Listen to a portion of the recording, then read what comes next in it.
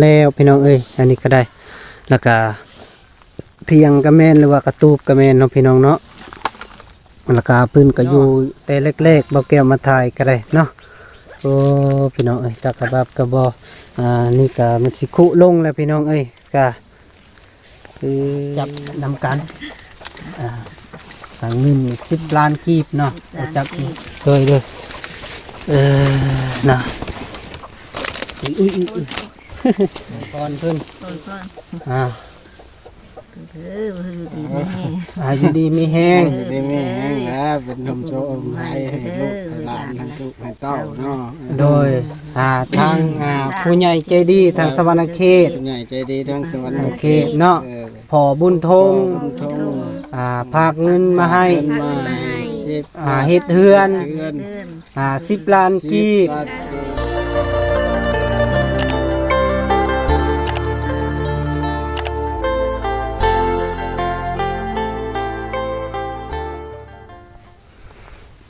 ครับทักทายสบายดีพ่อแม่พี่น้อง FC เบิดทุกคน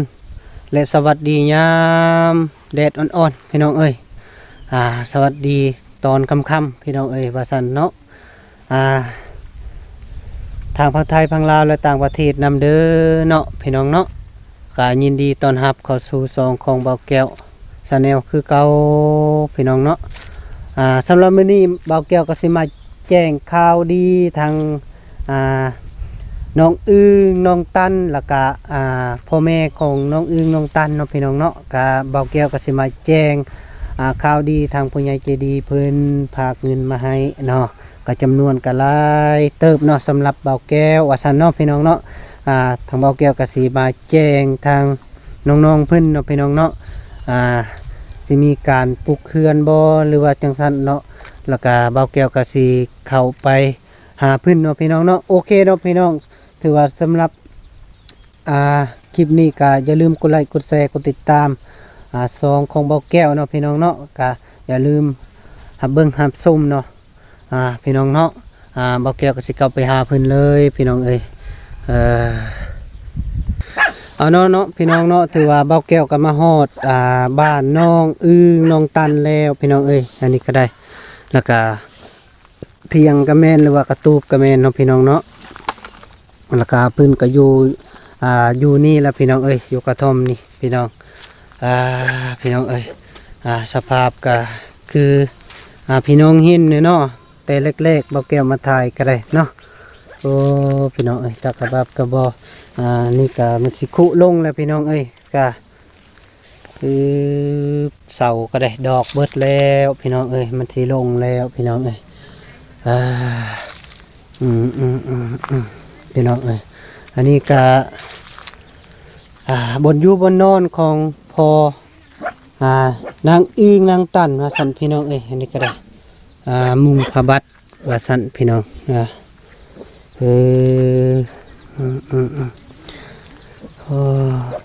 สบายดีเด้อ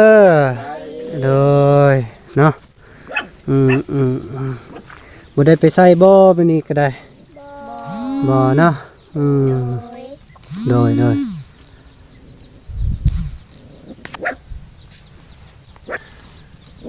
อยู่ครบเนาะมื้อนี้เนาะทางพ่อเพิ่นก็บ่ได้ไปตัดไม้เนาะพี่น้องเนาะ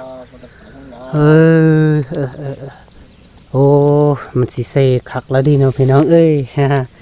บ่แก้วก็คิดคอยนี่พี่น้องยานหักเลยมันสิล่มเลยจักมันล่มยามใดบ่ฮู้แล้วพี่น้อง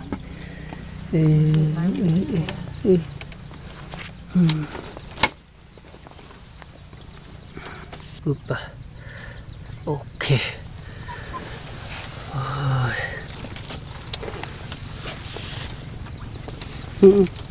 เหยียบกันนะอุ้ยเนาะ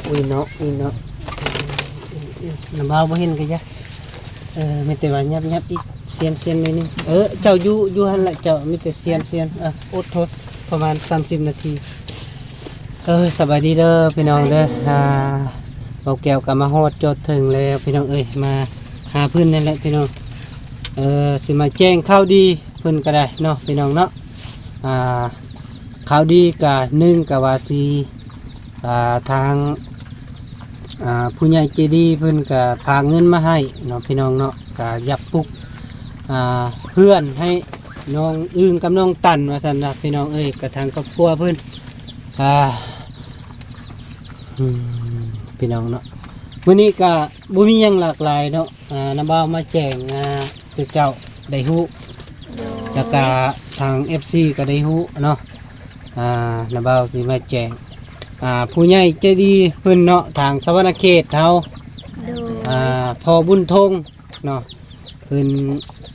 พากเงินมาให้10 ล้านกีบให้เจ้าเนาะสภาวะสิเฮ็ดเฮือน หลังจากคันเฮ็ดเฮือนนี้เนาะแล้วก็เพิ่นอยากให้สมทบกับบ่าวไร่เนาะพี่น้องเนาะทางบ่าวไร่เพิ่นแล้วก็เพิ่นใช้สมทบกันว่าทางบ่าวแก้วสิซื้ออีหยังแล้วก็ทางบ่าวไร่ว่าสิซื้ออีหยังเนาะจำนวนเงินก็10 ล้านกีบเฉพาะอยู่นำบ่าวแก้วว่าซั่นพี่น้องเนาะหรือว่า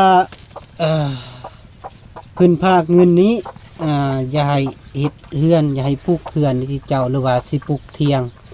สำหรับมื้อนี้ก็อยากให้ที่เจ้าเหมาะสมอยู่ไสให้ปลูกอยู่ไสอยู่นาเลยเนาะโดยสิปลูกเป็นเทียงเนาะแล้วก็แบบว่าเป็นเฮือนน้อยๆนี่ก็ได้เนาะโดยหลังจากคันเฮามีแต่ว่าส่วนตกว่าทางค่อยนี่ก็สิซื้ออีหยังว่าซื้อสังกะสีบ่เหล็กตะปูบ่แล้วก็จึงว่ากันเนาะจำนวนเงินก็10 ล้านกีบว่าซั่นเนาะพี่น้องเนาะก็ทางเบาแก้วก็กดมาเลยเนาะพี่น้องเอ้ยก็บ่ได้ตัวบ่ได้อำจำเงินก็ได้10 ล้านกีบเนาะ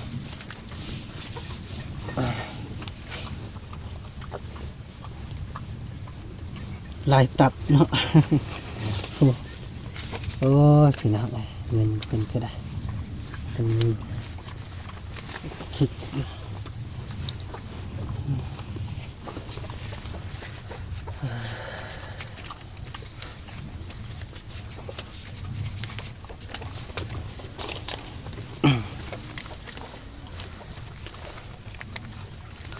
สำหรับเงินเนาะพี่น้องทางผู้ใหญ่ใจดีเพิ่นทางสวรรณเขตเพิ่นภาคมาให้เนาะพอบุญทงวาสันเนาะ10 ล้านกีบเนาะพี่น้องภาคให้เบาแก้วอยากให้มาช่วยเหลือทางน้องๆเพิ่นเนาะพี่น้องก็ความทุกข์ยากคือพี่น้องเห็นนะเนาะทางกระตูบเพิ่นอยู่นี่ก็สิเซสิล่มเนาะว่าซั่นเนาะก็สิมาปลุกว่าเฮือนเนาะอยากให้อีพ่อนับเบิ้งเนาะมันสิฮอดอยู่บ่เงินเนาะให้เจ้านับเบิ้งมันฮอด10 ล้านบ่หรือว่าบ่นับบ่แล้วก็บ่ว่ากันให้เจ้าจับก่อนกับอีแม่แล้วก็น้องๆนี่จับนำกันเงิน10 ล้านกีบเนาะจับเลยนะอุ้ย1 2 3จึ๊บโอเคกล่องมันจะติ่งนิดนะอยากให้พ่อแม่อวยพรเพิ่นอยู่ดีมีแห้งแล้วเป็นนมโชมให้ลูกหลานทั้งลูกให้เต้าเนาะโดยทางผู้ใหญ่ใจดีทางสวรรณเขตผู้ใหญ่ใจดีทางสวรรณเขตเนาะพอบุญทงภาคเงินมาให้เฮ็ดเฮือน10 ล้านกีบขอให้พออยู่ดีมีแห้งจุสุขภาพเข้มแข็งอย่าเจ็บอย่าจนไปใส่มาใส่ก็มีคนหักคนแพงใช้มาใส่ก็มีคนหักคนแพงเนาะให้ขออยู่ดีมีแห้งเด้อพอเด้อเจ็บบ่ให้ได้ใครบ่ให้มีขออยู่ดีมีแห้งสุขภาพเข้มแข็งเด้ออายุมั่นคนยืนเด้อสาธุนะพี่น้อง สำหรับเงินจำนวน10ล้านกีบนี้บ่าวแก้วก็สิเว้าจังซี่ซะเนาะดีใจบ่ ดีใจ ดีใจเนาะทางเพิ่นฝากเงินมาให้เนาะทาง10ล้านกีบบ่าวแก้วก็บ่ได้ฮักไปใส่เนาะเพิ่นภาคเท่าใดก็มีแต่ว่ามามอบให้เจ้าหมดเท่านี้เนาะแล้วก็สำหรับเงินนี้เนาะบ่าวแก้วสิเว้าจังซี่เนาะเงินจำนวน10ล้านกีบนี้ทางบ่าวแก้วก็สิเอาไว้เองเนาะ โดย แล้วก็มีแต่ว่าสำหรับนาบ่าวกับบ่าวไร่นี่สมทบกันว่าทางนาบ่าวนี่สิซื้ออีหยังบ่าวไร่สิซื้ออีหยังหั่นน่ะสิมาเฮ็ดนี่นะสิมาปลูกเพื่อนในที่เจ้านี่เด้อ โดย มีแต่ว่านาบ่าวสิเอาไว้เนาะ โดย คันว่าแต่เจ้าว่ามั่นใจเองว่าเสือว่าไว้เองแล้วก็แล้วแต่ เลย เนาะหรือว่าก็แล้วแต่เจ้าคันว่ากันจังซั่นเนาะสำหรับเงินนี่ก็ไผก็ยาเนาะมีแต่ว่าให้นาบ่าวเอาไว้เองเนาะเพราะว่าสิซื้ออิหยังซื้ออิหยังแล้วก็มีแต่ว่ามาแจ้งน้ำหลังอีก โดย จำนวนนี้เฮาจ่ายซำนี้จำนวนนี้เฮาจ่ายซำนี้เนาะเฮาสิจดแล้วก็หลังจากเงินที่เหลือมาเท่าใดแล้วก็มีแต่ว่านาบ่าวมามอบให้เจ้าคืนเด้อ โดย เนาะสำหรับเงินนี่ก็มีแต่ว่านาบ่าวสิไว้เองเนาะพี่น้องทางบ่าวแก้วก็สิ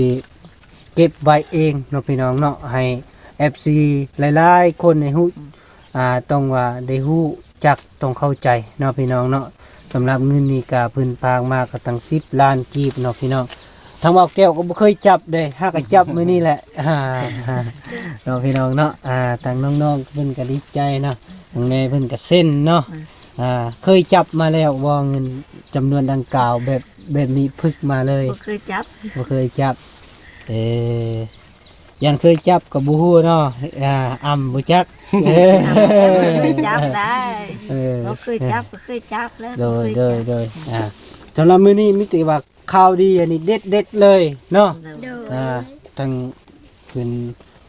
พาเงินมาให้ก็หาน้ำเบ้าก็หาก็ไปกดเนาะไปกดแล้วก็มาเลยก็แล่นมาเลยเนาะก็อยากมามอบเนาะน้ำเบ้าก็โอ้ยมีแหงเนาะดีใจหลายเนาะแม่นอยู่แต่เจ้าได้แต่ว่าน้ำเบ้าก็ดีใจเนาะ มาเบิ่งสภาพของที่เจ้าแบบนี้นะการอยู่เนาะการบ่นอนนี่ก็สงสารน้องๆเพิ่นนอนนี่ก็ได้จากมื้อใดมันสิลมทับเนาะ เนาะเพิ่นช่วยเหลือสำนี้ก็บ่ฮู้ว่าสิได้เฮือนลูลาเนาะก็สำใดเพิ่นซอยได้ก็เอาสำนั้นเนาะ โด โด ย ย มีแต่ว่าคันมันเรือไปก็มีแต่ว่าน้าบ่าวก็มามอบคืนเงินดังกล่าวน้าบ่าวบ่ได้เอาไปใส่ดอกคันว่าเรื่องเฮ็ดเนาะเฮ็ดเที่ยงหรือว่าเฮ็ดเทือนนี่ก็คันว่าไม่บ่พอก็เพิ่นบ่มีความสามารถซอยเรือแล้วก็มีแต่ว่าเฮาคนคั่วนํกันเนาะคันอยู่เจ้ามีนะมีแต่ว่าหาญาติพี่น้องแล้วมาปาดให้แล้วเราก็เฮ็ดนํกันเพราะว่าน้าบ่าวนี่ก็บ่ได้ปะได้ทิ่มนะเฮ็ดไปนํกันนี่แหละสู้ไปนํกันเนาะ โดย มีแต่ว่าให้เจ้าก็ตั้งมุกตั้งใจหั้นแหละการพื้นมากก็ได้หลายๆคนมากแล้วก็เคารพนับถือเพิ่นก็บ่ได้เว้าจังซี่จังซั่นเนาะไผมาก็ได้นะ โดย หลังจากเพิ่นผู้ใดมาเนาะที่ว่าบ่ได้รับเงินนำเพิ่นหลายล้านเนาะแล้วก็เพิ่นซื้ออีหยังมาตอนแล้วก็ดีใจนำเพิ่นเนาะ โด โด ย ย ทางนาบ่าวก็บ่มีหยังมื้อนี้ก็ได้มีแต่ว่ามาบอกเข้าดีสดๆร้อนๆนี่แหละเนาะดีใจไปนำกันเนาะสู้ๆเนาะนาบ่าวคิดว่าคันนาบ่าวบ่ได้มาฮอดในมื้อนั้นก็แต่เจ้าก็คือสิบ่มีมื้อนี้เนาะ โดย นาบ่าวก็ลักๆก็ไปหาเพิ่นพุ่นแหละไล่กลัวนะทางน้องๆเพิ่นแล้วก็มาเบิ่งสภาพนี่ก็นาบ่าวจอดรถมาโอ้ยแวะรถเลยเนาะ โดย เบิ่งสภาพมันนี่ได้ นาบ่าวก็เลยว่าในได้กระแนวเนาะ เว้าทางน้องเพิ่นในได้กระแนวเนาะ มีแต่ว่าไปบอกเด้อ ให้น้าเบาสัมภาษณ์บ่หรือว่าเป็นใดๆเพิ่นว่าได้อยู่แล้วก็ลุยไปเลย เพราะว่าน้าเบาไปสายนี้แล้วเออแล้วก็มีแต่ว่าต้องอกตั้งใจที่เจ้าก็ฟังความพ่อความแม่ โดย พ่อแม่ก็บอกสอนลูกเป็นจังไดเนาะแล้วก็บ่ให้ดื้อให้ด้านไปจังซี่จังซั่นแล้วบ่ให้ไปไกลเนาะฮู้อะไรตอนนี้เป็นจังไดเนาะคนย่านว่าเพิ่นมาหาแล้วก็อยู่แบบไกลๆแถวนี้แหละ โดย เพิ่นสิเอิ้นว่าเพิ่นอยากถ่ายคลิปนะแล้วก็มาแล่นมาหาเพิ่นเนาะเพิ่นสิมอบอิหยังมีห่อหนึงบ่หรือว่าขนมก้อนหนึงก็ดีอกดีใจนํเพิ่นแหละ เพิ่นมีความสามารถมาหาบ่แม่นง่ายๆได้นี่เนาะ โดย หลังจากนี้หาดงเห็นก็ใกล้เติบเนาะ โดย สำหรับนาบ่าวก็อยู่กบกนารักนี่แหละ แต่ว่าก็ใกล้เติบคือกัน ได้ นาบ่าวก็มาทั้งพุ่นได้ดีได้เวลานี่ก็เฮ็ดเวียกอยู่ญาติเวลามาได้กินนี่ก็ได้ ถึงนาบ่าวก็เฮ็ดเวียกอยู่พุ่นก็มีแต่ว่ามอบทางเพิ่นนั่นแหละเฮ็ดได้ค่อยมีเวียกก็สิไปแจ้งข่าวดีแบบนี้แบบนั้นเพิ่นว่าอนุญาตให้ไปก็ไปเนาะก็ โดย ญาติเวลามาแล้วได้นี่ได้จักหน่อยก็แล่นเมื่อบานอีกแล้วก็สิกลับไปพุ่นอีกมื้ออื่นก็มีเวียกอีกเนาะแต่ลำบากนี่มันลำบากอยู่แล้วเนาะ โดย แล้วก็มีหยังก็ตั้งอกตั้งใจเพิ่นมาถ่ายก็เพิ่นก็สละเวลามา โดย ย้อนหยังเพิ่นมาถ่ายย้อนว่าเพิ่นสนใจแต่เจ้าเนาะ โดย สนใจเนาะคือว่าค่อยนี่ถ่ายอยู่เจ้านี่ปึ๊บทางเบาลีก็ติดต่อมาแล้วได้เบาแก้วอยู่ไสวันนี้นะเขตนี้อยู่ไสวะก็อยู่นี่แหละเจ้าสนใจมาบ่ก็มาแหละเพราะว่า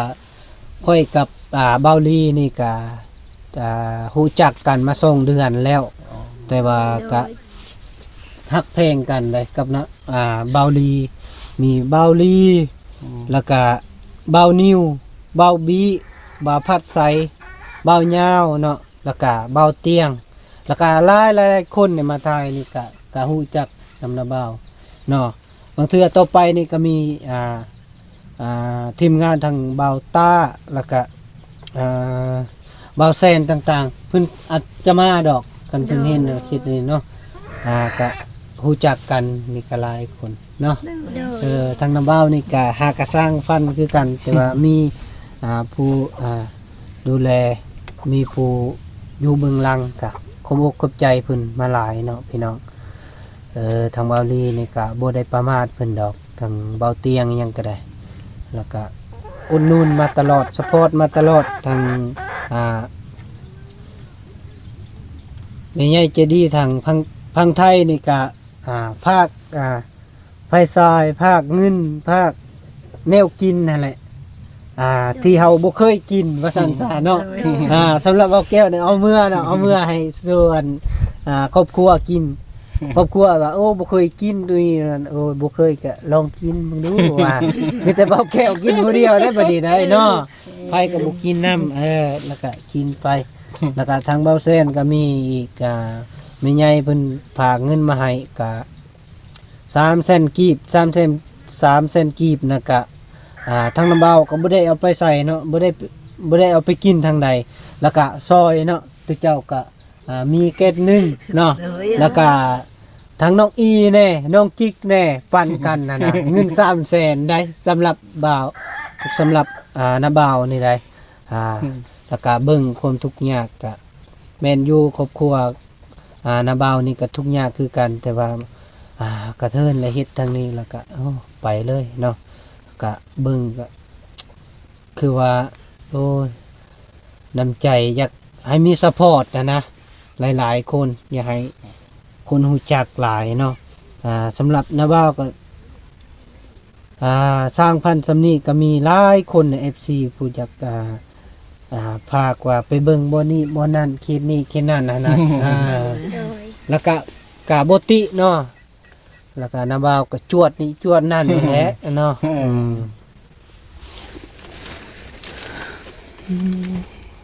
จุเจ้าปลุกได้หยังอันนี้บ่เข้าบ่ โดย โอ้บ่ว่าจะสินอนติ่งเข้าเลยลูก นอนเต็งเลยบ่ นอนยับสิ ยับมาพี่เนาะ โดย จุกยำได้หัวลงเนาะเอามีแต่ว่าทำซัมนี่เด้อมาบอกข่าวดีเนาะ โดย สำหรับสำหรับ FC ขออยู่ดีมีแหงเด้อสุขภาพเข้มแข็งเนาะแล้วก็เบาแก้วก็มาจางมาแจ้งข่าวดีเรียบร้อยแล้วพี่น้องเนาะคือจะฮู้จักเนาะหลายคนนะเนาะทางผู้ใหญ่ใจดีก็ขออยู่ดีมีแหงเด้อพอบุญทงเนาะพาเงินมาให้น้องๆก็10 ล้านกีบเนาะพี่น้องเนาะขออยู่ดีมีแหงเจ้าไปใส่มาใส่ก็ขอเจ้ามีคนหักคนแพงอย่าเจ็บอีกจนขออยู่มันคนยืนตลอดไปเนาะแล้วก็ขออยู่ดีมีแห้งทางไม่ใหญ่เพิ่นเนาะแล้วก็ทาง FC เนาะหลายๆคนที่รู้จักเบาแก้วแล้วก็อย่าลืมกดไลค์กดแชร์กดติดตามส่องเบาแก้ว Channel คือเก่าพี่น้องเอ้ยแล้วก็ขอขอบใจเด้อพี่น้องเด้อบ๊ายบายหลายๆเด้อพี่น้องเอ้ย